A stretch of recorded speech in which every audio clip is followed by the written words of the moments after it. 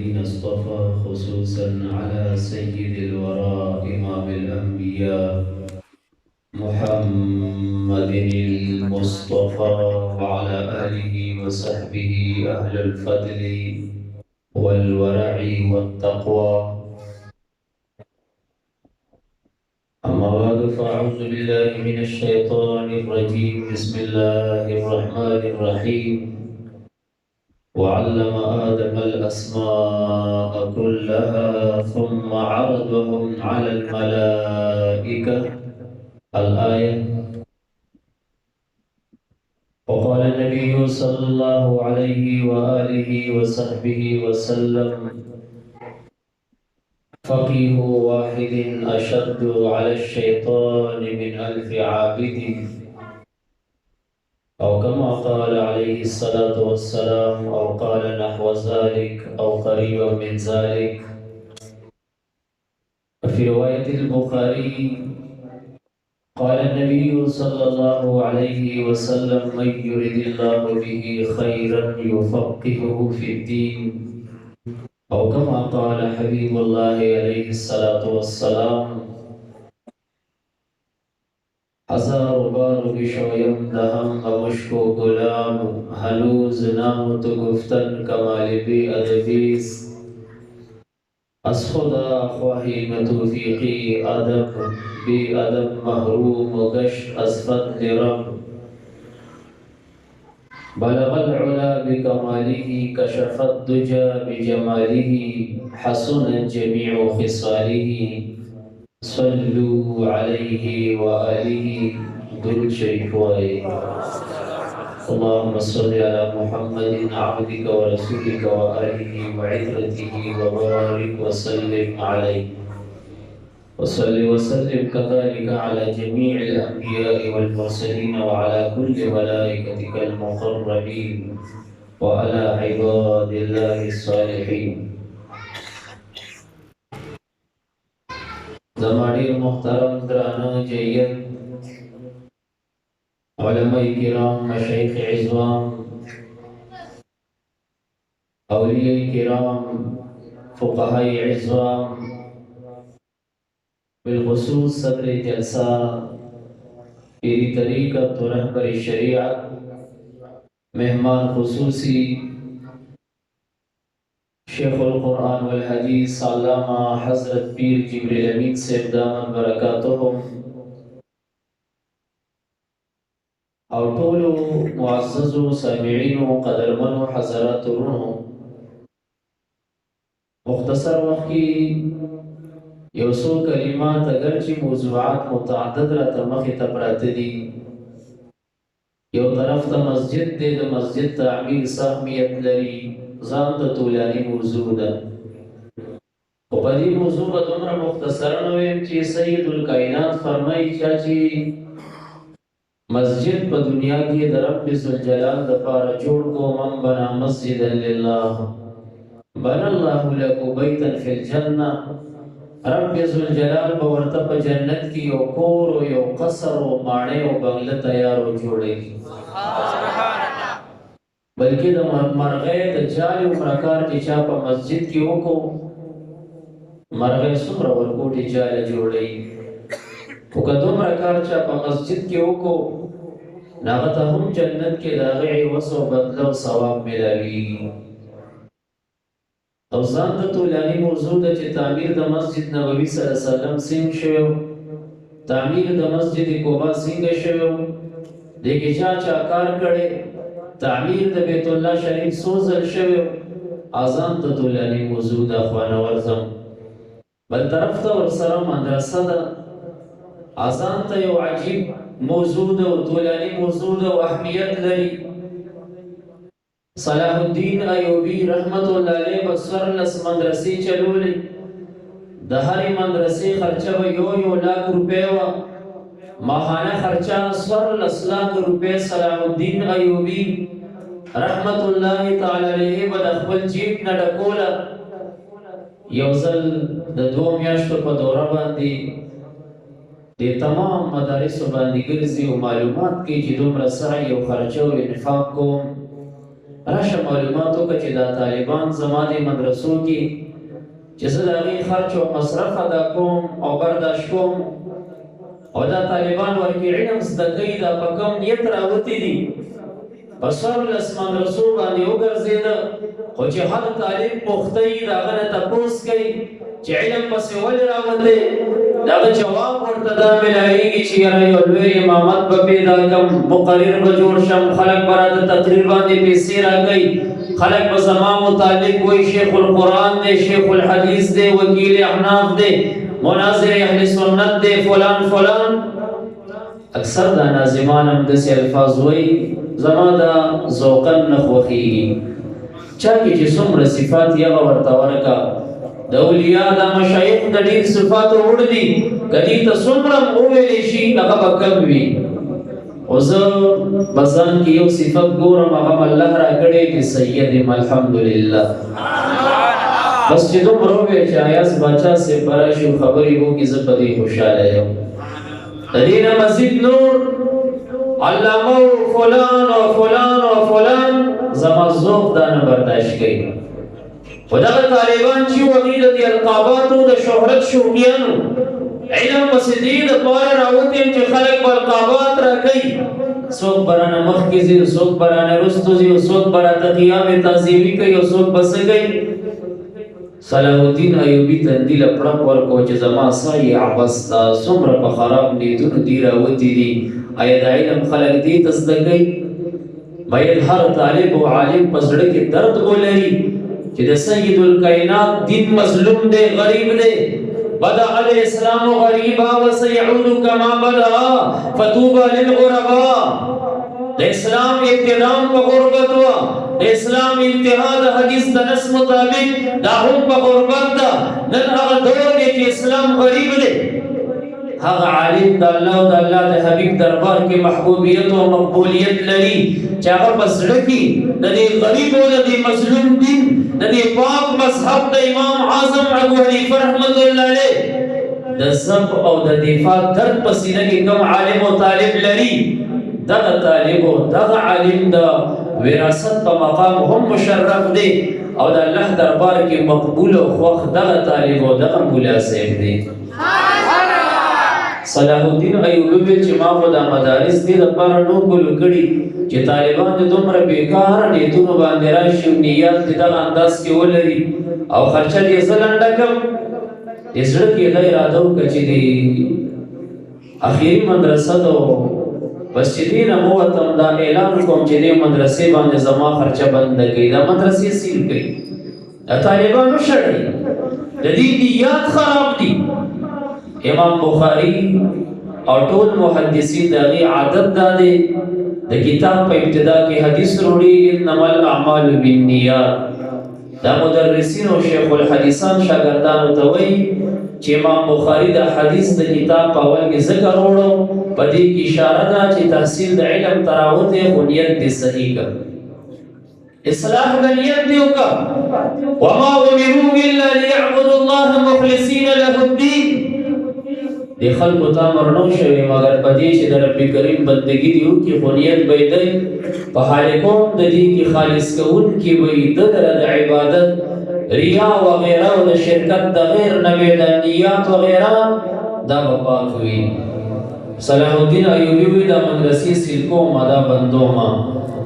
اخري څوارلسمه مدرسه وه ټول طالبان یې وپوښتل یو طالب دی او داسې خړ پړ دی یو چمن کې ناست دی او د کتاب مطالعه کوي دا حجت الاسلام امام غزالی رحمت الله علیه صلاح الدین ایوبي صاحب هغه ته کېناست او چې ده نه تپوس کوم چې ته په کوم نیت راوتې هغه نه چې تپوس او پوښتنه کوي هغه ورته وایي د محمد مصطفی صلی الله علیه وسلم دین غریب دی 3 او یو فرقو کې د هغه امت تقسیم شوی یو طرف ته جبریه دي بالمقابل قدریه دي بل طرف ته روافض دي مقابل کې ورته خوارج دي معتزله دي مجسمه دي معطله دي مشبهه دي وحلم جره وترا 3 او یو فرقو کې امت د سید الکائنات تقسیم شوی فرقه ناجیه اهل سنت والجماعت ورکیو ده ام مظلوم ده غریب ده نن سبا خلق اکثر کثرت ته ګوري یاره فلان جماعت کثیر دی او ډیر دي دا به په حق یې که نه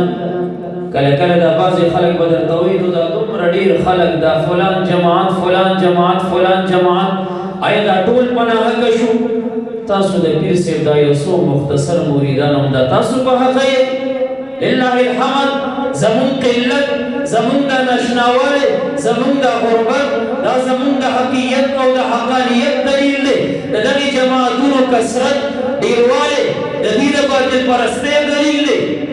دا خو د عوامو سوچ دی چې څوک ډېري بس دا به په حقه یي په دنیا کې مچان ډېر دي که د شاتو مچۍ ډېرې دي مچان ډېر دي که څوک اعتبار کثرت ته ورکوي بیا خو د مچان زنده‌باد ناره لګوي په دنیا کې کم عقل ډېر دي که هوښیار ډېر دي کم عقل ډېر دي سره زر ډېر دي او که دا لوټې او کاڼې ډېر دي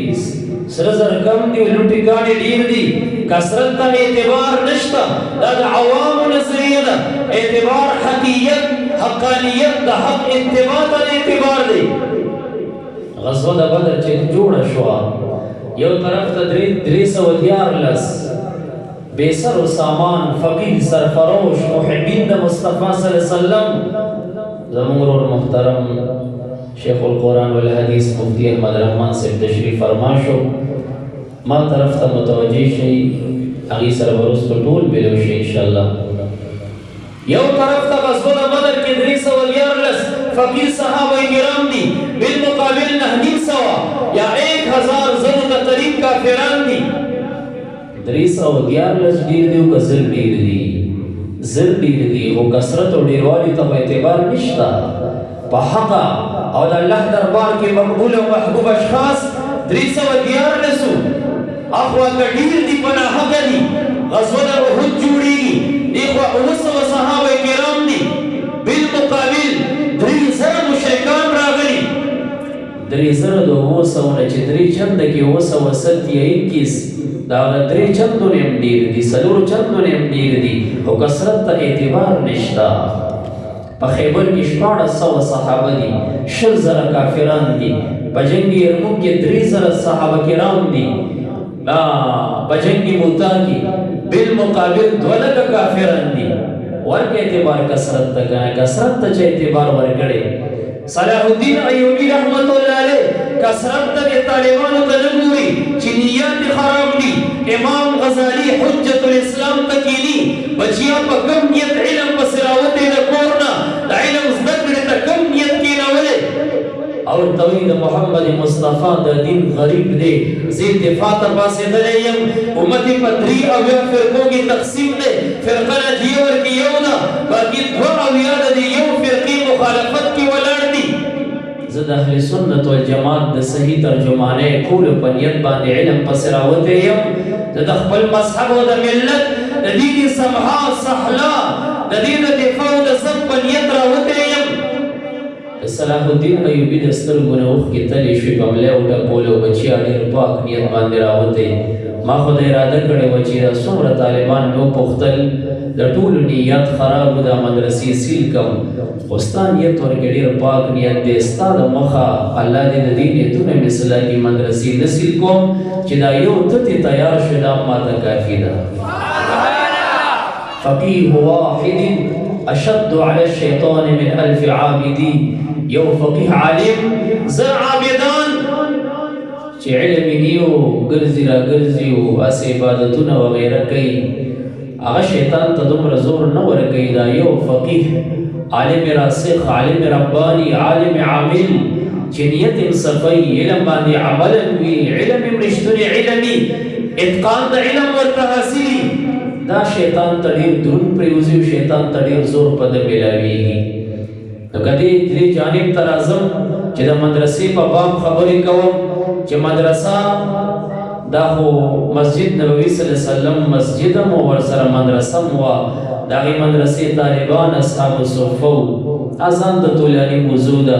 که دې خوا مجلس ته نظر اچوم طلبه کرام پکې په مخې ته ناست دي او په نظر ډېر راځي که د طلباو په شان او په د هغې متعلق گفتگو کوم اذان د طولاني موضوع ده خو دومره به ووایم سلطان محمود غزنوی خیر دې قربان شي سلطان محمود غزنوی رحمت الله علیه او زما د خبرو کې شک راغی حدیث پاک مې اوریدلی چې العلماء ورثة الانبیاء علماء د انبیاء وارثان دي علماء یاد کړي عام ځان ته طولانی موضوع دي چې علماء کې الف لام کوم الف لام دي آیا هر عالم وارث النبی جوړېدی شي کنه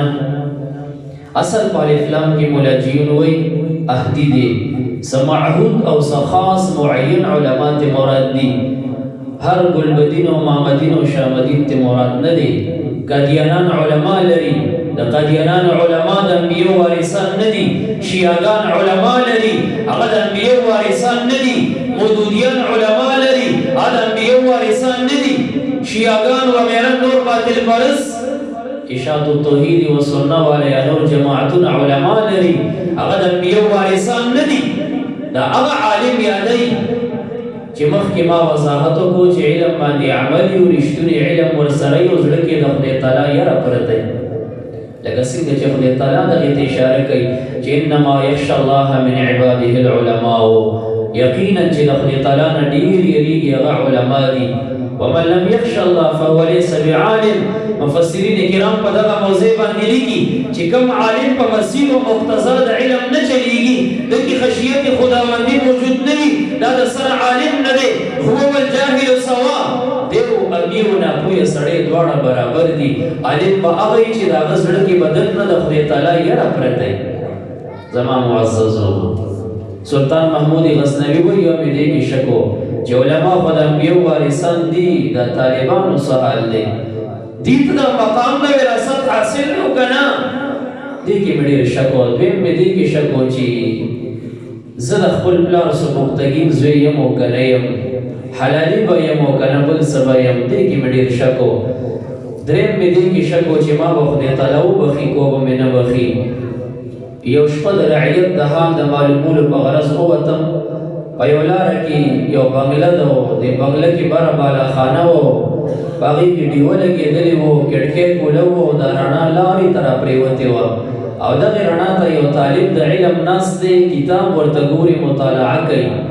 زه پرې راغلم ما ورته ویل طالب جانه په دې شپه کې دې لاره کې څه کې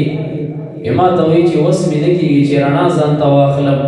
دې کور کې بله ډیوه لګېدلې ده کړکۍ کولو د رڼا لاندې لارې ته راپرېوتې ده دې رڼا ته دا کتاب ګورم وی ډېر خفه شوم چې زه د وخت خلیفه او سلطان او بادشاه یادېږم او زما ملک کې د یو طالب العلم سره د رڼا او د ډیوو د شمعې خرچنې ډېر افسوس مې وکړو ځان مې ملامته کړ بیا مې هغه سره واده وکړه چې زه به ستا ټوله خرچه د دې درجې نه تر انتها دورې کبرا او د تخصص په الفقه پورې زه به ستا ټوله خرچه د بیت المال نه لنډوم اعلان مې وکړو چې د دې طالب خرچه د بیت المال نه به لنډېږي د شپې وده شوم سید الکائنات مې خوب کې ولیدو ما ته وایي چې ای د سبکتګین زویا تا ته خدای تعالی مغفرت نصیب کو ځکه تا زما د یو وارث د علم د خرچې ذمہواري په خپل ځان باندې واغستله وی زما درې واړه مسلې حل شو شک مې و طالبان د انبیاء وارثان دي که نه دي سید الکائنات ورته مجاز استعمالوي په اعتبار د ما یقول الیه د خپل علم موافق هغه ته پته وه چې دغه طالب عام طالب نه دی دنه معال کې او اخري انجام کې به زما وارث جوړېږي هر طالب د دې ته نه خوشحالېږي چې هغه بیا سبا برېتو باندې ګوتې راکاږي چې دې نه معلومېږي چې یاره یوازې د علما مشایخ د انبیاء وارثان نه دي مونږ هم یو د ستا باره کې نه دي ویلي د هغه ته ویلو چې تا زما د یو وارث د هغه شک بیا هر طالب چې نیت صفایي په اعتبار د ما یقول الیه چې دې ته مجاز وایي سریرش علاقې لري مجاز مرسل او یو ورکې دا چې هغه اطلاق یعنی مضارع باندې د ماضي شي عکس راواله ذکر د خاص مراد عام ذکر د مطلق مراد هغه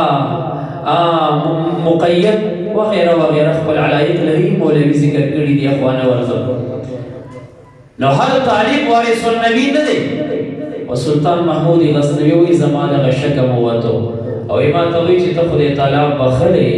وی دې سره زما هغه شکم وته چې ما به خدای تعالی بخي وکنه او چې ما ته وایي د سبکتګین زویه وی شک مې ختم شو یقین مې راغو چې زه حلالي یم د خپل پلار بچی یم نو که دې خوا طلباو ته ګورم د دې ډېر لوی مقام دی چې په پاک نیت باندې راوتي د عقیدې درد یې په سینه کې نیت صفای که دې خوا مشایخ عظامو ته ګورم د دې مقام و شان دا ډېر اوچت دی دا هغه خلک دي د دې د قلم سیاهي د حدیث د نص مطابق او د شهید وینه چې وتړلی شي د عالم صحیح عالم ربانی د قلم سیاهي د شهید د وینې نه د میزان په تله کې بدر نه خیږي نعرے تکبیر نعرے تکبیر نعرے رسالت جشن عید میلاد النبی دا هغه خلک دي د دې خوب او د عوام او د ناپوهه خلکو عبادت نوم العالم خیر من عبادت الجاهل د دې خوب د عوامو د عبادت نه د افضل دی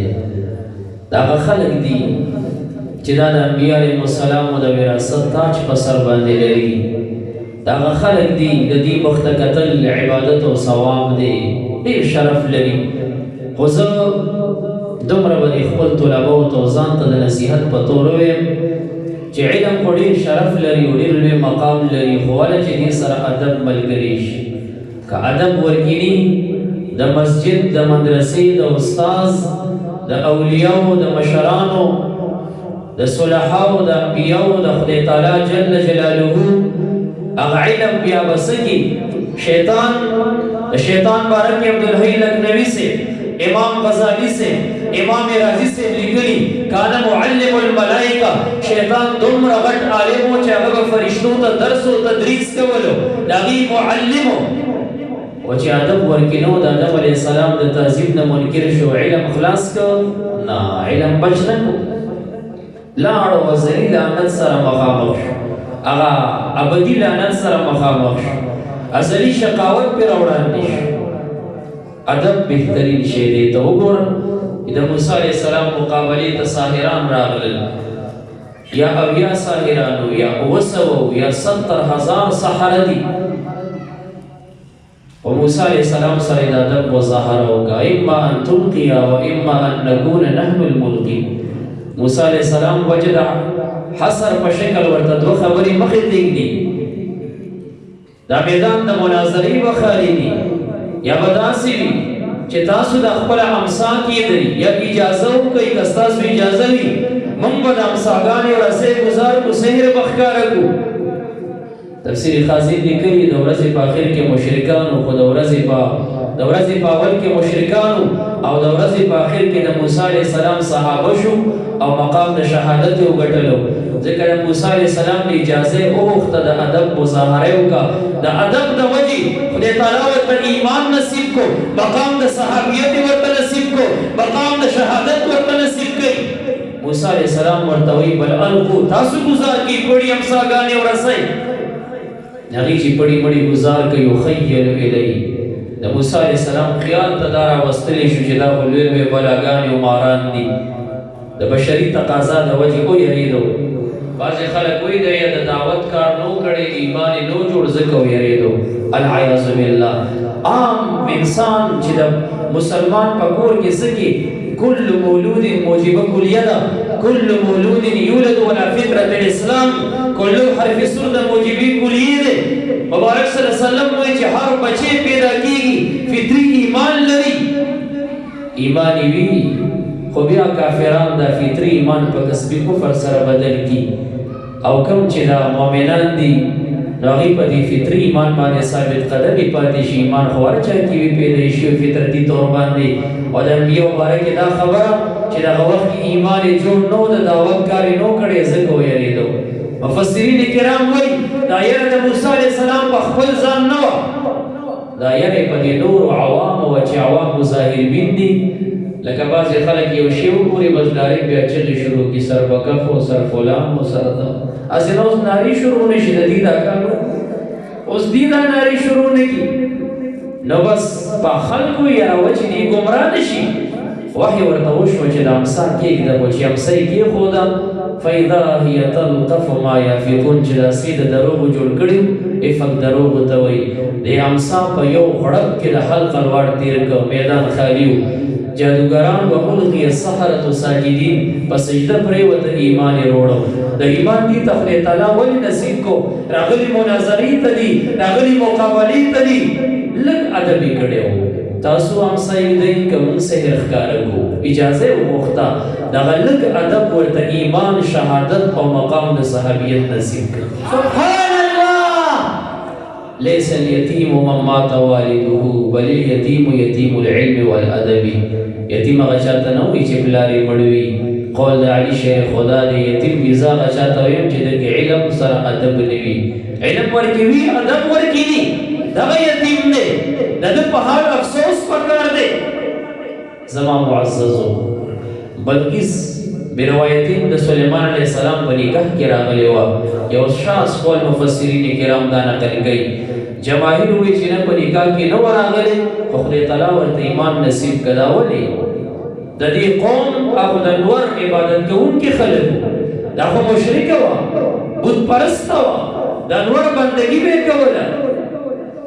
ځکه چې سلیمان علیه السلام ورته خط ولیکلو انه من سلیمان انه بسم الله الرحمن الرحیم او خط هدهد ته ورکوي او هدهد په اوو کمرو کې دننه د دې بلقیس بیټ او د هغې چارپایي ته ځان رسوي او د سلیمان علیه السلام دا خط ورته په سینه باندې ږدي هغه چې راپاڅېد او خط یې راواغست او خلک یې راجمع کړ انی القی الیه کتاب کریم یو ډیر عزتناک د عزت نه ډک ډیر ښکلی بهترین خط ماته ښودلی شوی دی د الله د پیغمبر د خط ادب یې وکړو تعبیر د هغې نه د کتاب کریم سره وکړو خدای تعالی د هغې د برکت ورته ایمان نصیب کړ سبحان الله ادب زبردست شی دی چا چې ادب کړی خدای تعالی ورته ایمان نصیب کړی سید الکائنات یو بادشاه ته خط ولیکلو هغه بېدبي وکړه د سید الکائنات خط یې وشلولو ګزار یې کو مبارک ویل ځان ته بادشاهي خرابه کړه خپل زوی ورپسې راپاڅېد او خپل پلار یې قتل کو بیا زوی قتل شو هغه نسب او نسل یې خدای تعالی ختم کړ بېدبي داسې شی دی او یو بل بادشاه ته سید الکائنات خط ولیکلو هغه خط راواغست او ښکلې کو په سترګو یې کېښود او احترام یې وکړو سید الکائنات چې خفه شوي خدای تعالی به دا بادشاهي ورته برقراره لري ادب چې چا کړی هغې ته خدای تعالی لویه ورځ ورکړي تاسو به د حضرت امام اعظم ابو حنیفه رحمت الله علیه نامه اورېدلي څومره لوی شان ورته خدای تعالی ورکړی چې دا خلک په سلو کې تقسیم شي 99% صرف د ده مقلدین جوړیږي دا 1% د درې امامانو مقلدین او له مذهبه خلک دي باقي چې راواخلي دومره مذهبیان لري تابعی دی رؤیتا و روایتا امیر المؤمنین فی الحدیث دی انبی چې خپل خوند کوي په صفاتو یې مجلس خسته کیږي دا ولې دغه د خپل استاد ادب ډیرو با محمد داسې یو کتاب دی د محمد زاهد الحسینی د دیوبند یو عالم دی با محمد باوقار داسې کتاب نامه ده هغه مې کتو هغې کې لیکي په تمامه زندګۍ کې امام اعظم ابو حنیفه رحمت الله علیه د خپل استاذ د کور په طرف کله خپې نه وي غځولي چې دې خوا زما د استاذ کور دی نن بعضې کسان چې پیر صاحب مبارک ته څوک مخامخ کېناستو یا دې په شا شا لاړو دا څه کوي دا خو شرک یې وکړو دا خو غیر الله ته هغه نه په رستو رستو لاړو یا چاته لاس خپل کو و دا خو شرک وکړو دا خو غیر الله ته راښکته شو دا دوی کې ادب نشته رجوع قهقرا پر روایت د بخاري جلد ثانی کې په خپله د سید الکائنات نه د حمزه صاحب په واقعه کې ثابت دی دي وصالیبه کلیه پیش کوي چې دا د سره ثابت نه دی او دا شرک دی منفي کوي دلته چې موږ ایجاب جزئی وکړو په یو جزئیه کې ورته ثابت کو صالیبه کلیه منقوض او ماته شو کاذبه ثابته شو کته نظر د دې نه چې دا په کوم نیت او د ځان د بچکولو دپاره د حمزه صاحب نه د خوف په غرض او که د تعظیم په غرض نو دی خو بیخي د رجوع قهقرا قایل نه دي سلب کلي رانه نیولې چې موږ ایجابي جزء پیش کو صاحب کلیه ورته منقوض او ماته کړه هغه ځان ته علمي خبرې خو دومره درته وایم چې ادب که عوام یې که طلبا یې مونږ تقریر علماو مشایخو ته نه کوو مونږ د هغې نه زده کوو دا زمونږ استادان دي تقریر و بیان مونږ تاسو دې طالبانو ته کوو چا کې چې ادب وي هغه ته به خدای تعالی علم ورکوي مولانا روم صاحب څومره لوی سړی دی په مقام د تعلیم کې وایي از خدا خواهی نه توفیقي ادب بی ادب محروم گش از فضل رب د خدای نه د ادب توفیق غواړم بی ادب سړی د الله د فضل نه محروم وي بی ادب تنها نه خود را داشت بد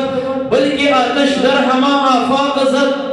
بی ادب سړی یوازې خپل ځان نه خرابوي د په شامت کې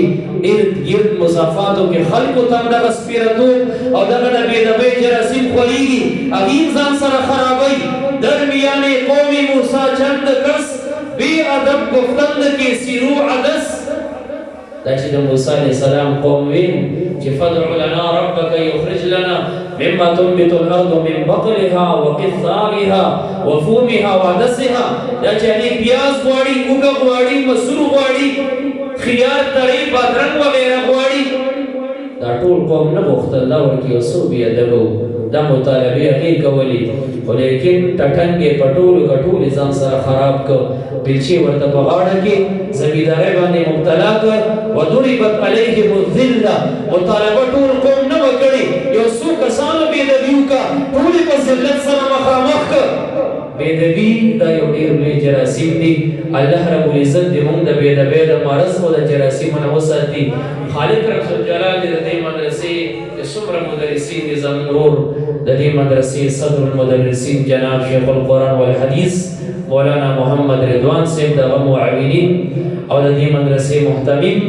جناب شیخ القرآن والحدیث مفتی ضیاء الرحمن صاحب او دغه معاونین دا ټول د خدای تعالی کامیاب کړي او د دې مدرسې طلبو ته د خدای تعالی ادب علم تقوا لوی مقام او د خپل زمانې د خدای تعالی لوی محققین علما عارفین جوړ کړي وما علی الا البلاغ المبین واخر دعوانا ان الحمد لله رب العالمین